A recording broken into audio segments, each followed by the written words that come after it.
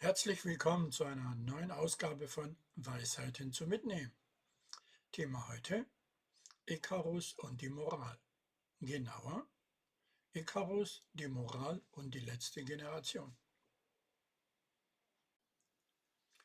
Heute möchte ich mit euch über ein faszinierendes Thema sprechen, das mir nach einem Kommentar zu meinem letzten Video "Ist die letzte Generation das Letzte?" in den Sinn kam. Jemand schrieb, dass die junge Generation voller Tatendrang und Idealismus ist. Diese Worte erinnerten mich ganz spontan, ich weiß nicht weshalb, an die Geschichte von Ikarus, einem jungen Mann, der ebenfalls voller Energie und Ehrgeiz war. In unserer heutigen Diskussion möchte ich die Parallelen zwischen Ikarus und der jungen Generation ziehen und darüber sprechen, was wir aus dieser alten Geschichte für unsere moderne Welt lernen können. Mein erster Gedanke war, gibt es so etwas wie "und die Moral von der Geschichte ist" in Bezug auf den jungen Ikarus, der sich Flügel mit Wachs angeklebt hat, zu nahe an die Sonne kam und abgestürzt ist?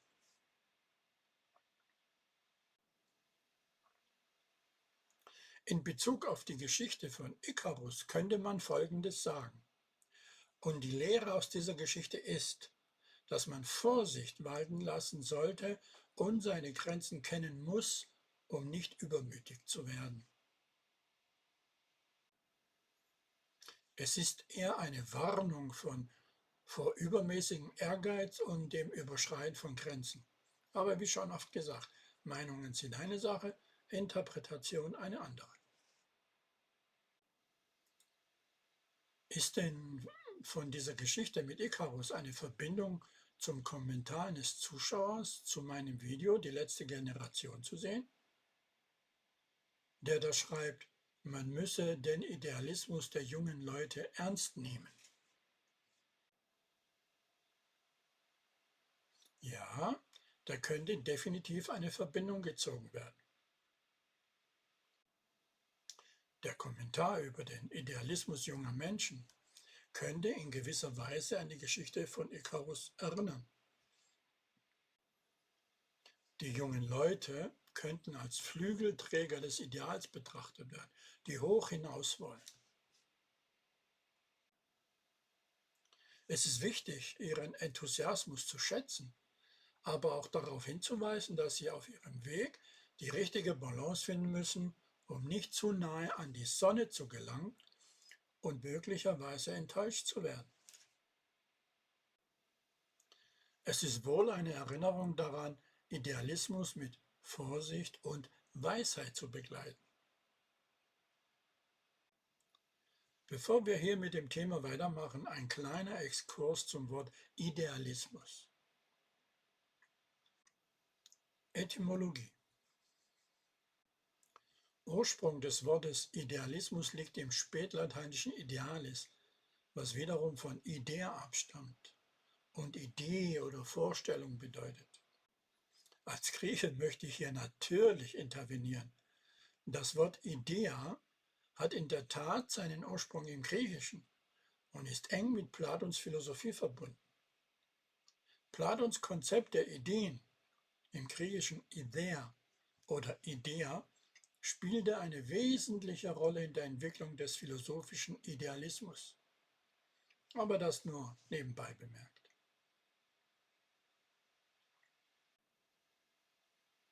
Denotation.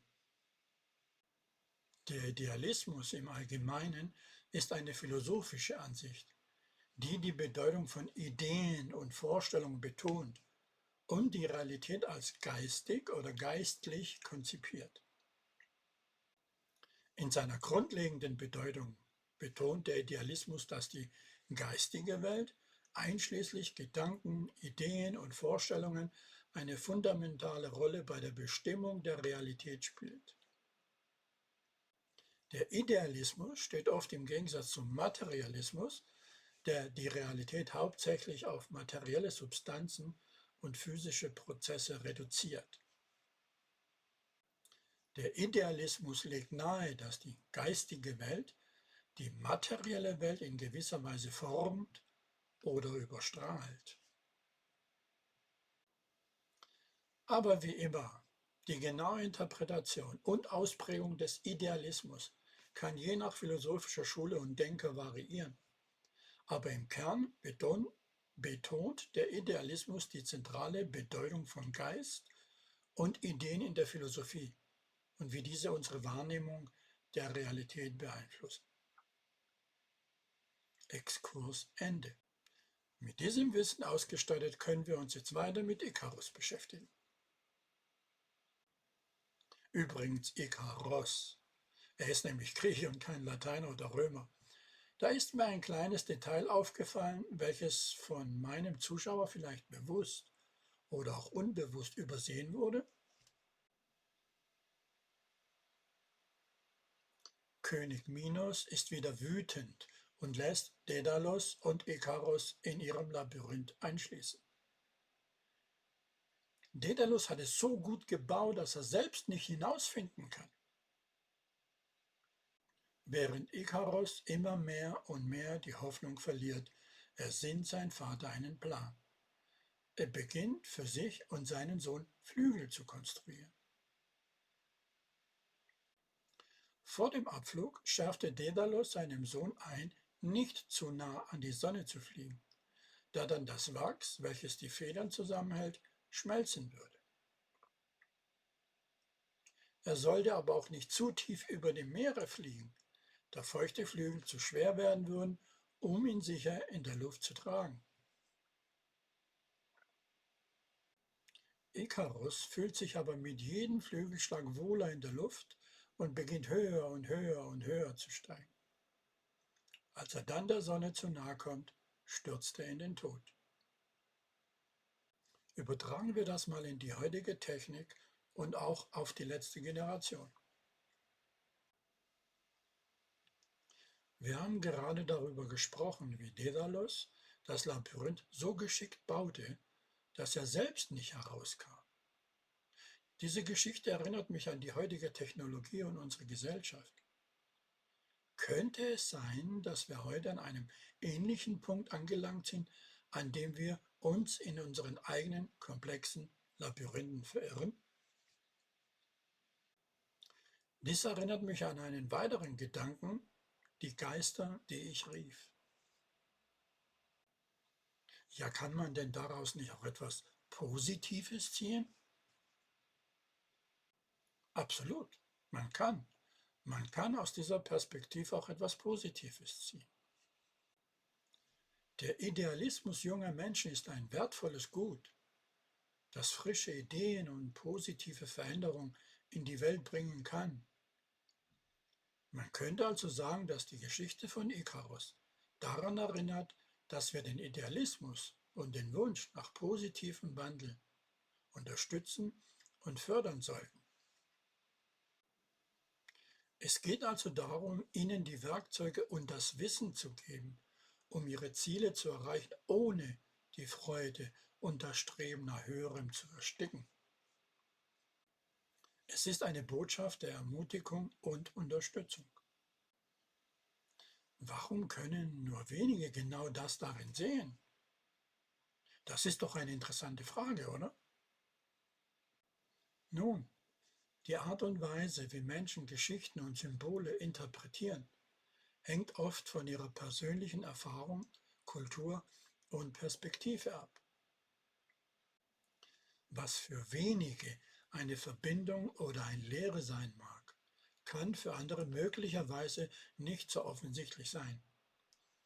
In Bezug auf die Geschichte von Ikarus und dem Kommentar zum Idealismus der jungen Generation könnte es sein, dass wir aufgrund unserer Interessen in Philosophie und Kommunikation eine tiefere Verbindung herstellen können.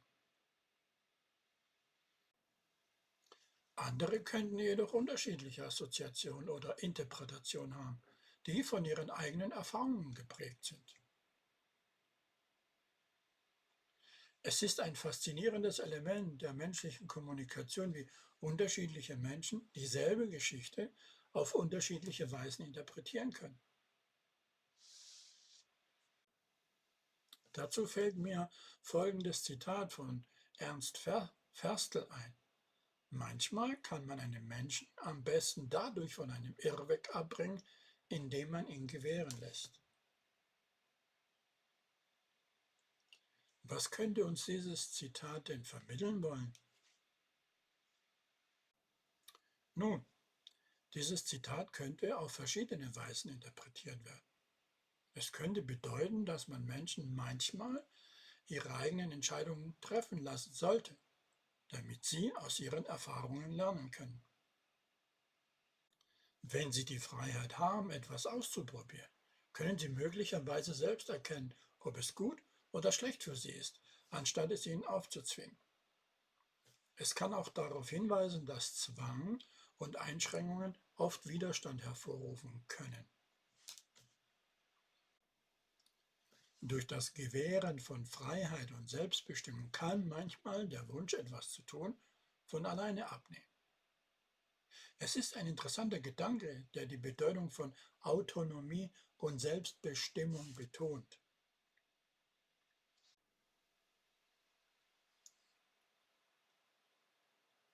Dann frage ich mich allerdings, weshalb ich angegriffen werde, wenn ich so kommuniziere oder mich so verhalte.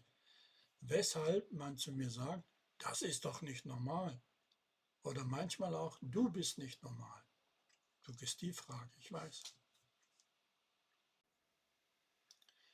Es könnte mehrere Gründe geben, warum Menschen auf meine Kommunikation oder Verhalten reagieren. Wenn ich mich stark für Sprache und Kommunikation interessiere und in meinen Gesprächen über tiefe Themen wie Philosophie und Etymologie gehe, kann das für einige Menschen ungewöhnlich oder unkonventionell erscheinen. Manchmal reagieren halt Menschen negativ auf das, was ihnen fremd oder anders erscheint, weil sie sich in ihrer eigenen Komfortzone unsicher fühlen. Sie könnten, das ist doch nicht normal sagen, weil sie meine Art der Kommunikation nicht gewohnt sind. Es ist jedoch wichtig zu bedenken, dass Normalität subjektiv ist. Was für einige ungewöhnlich erscheinen mag, kann für andere völlig akzeptabel und interessant sein. Es ist immer gut, authentisch zu sein und deine Interessen und Leidenschaften zu verfolgen, auch wenn diese bedeuten kann, dass du dich von der Masse abhebst. Kommt normal nicht von Norm, einer Norm folgend? Genau so ist es. Das Wort normal leitet sich von Norm ab, was bedeutet, einer allgemein akzeptierten Regel, einem Standard oder einer Erwartung zu folgen. In dieser Hinsicht bezieht sich normal darauf, wie die Mehrheit der Menschen in einer bestimmten Gesellschaft oder Gruppe handelt oder denkt. Wenn Menschen also sagen, du bist nicht normal, implizieren sie oft, dass dein Verhalten oder deine Ansichten von dem abweichen, was sie als die übliche Norm betrachten. Hier ist es wichtig zu beachten, dass normal stark von Kultur, Zeit und Ort abhängt und keine objektive Bewertung deiner Persönlichkeit oder deiner Ideen ist. Manchmal kann es sogar ein Kompliment sein, anders zu sein und neue Perspektiven einzubringen. Das mag stimmen mit dem Kompliment, meine ich, obwohl ich Komplimente ablehne, da sie eine Beurteilung oder Bewertung meiner Person sind. Es ist wichtig zu respektieren, wie du dich in Bezug auf Komplimente fühlst. Einige Menschen empfinden Komplimente als Beurteilung oder Bewertung ihrer Person, während andere sie als eine Form der Anerkennung und Wertschätzung sehen.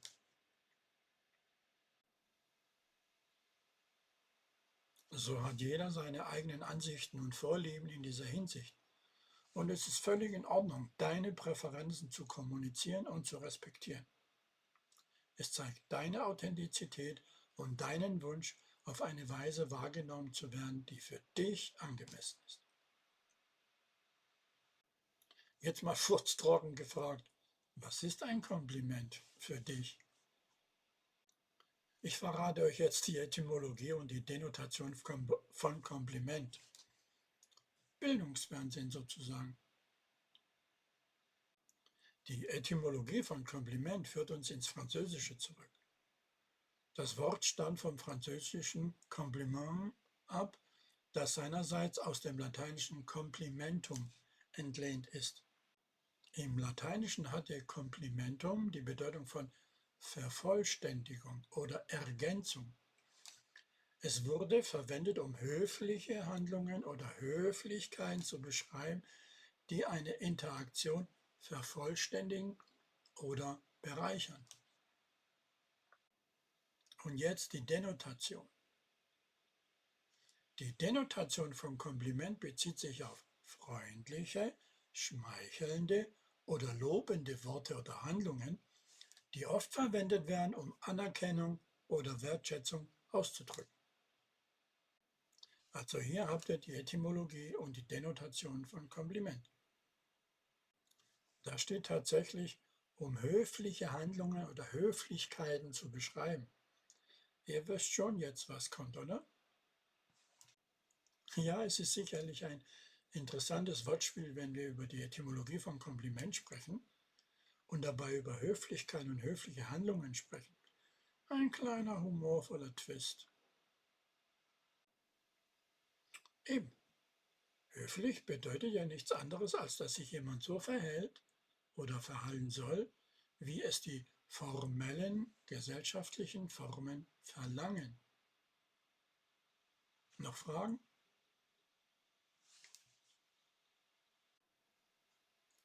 In diesem Sinne, ich wünsche euch allen, dass ihr eure Flügel des Idealismus entfaltet, ohne die Weisheit und Vorsicht zu vergessen. Mögen eure Gedanken in die Höhe steigen, aber eure Füße den Boden der Realität nicht verlieren. Weisheiten zum Mitnehmen. Bleibt mir gewogen, euer Georg Muratidis. Bis zum nächsten Mal. Kommentare erwünscht.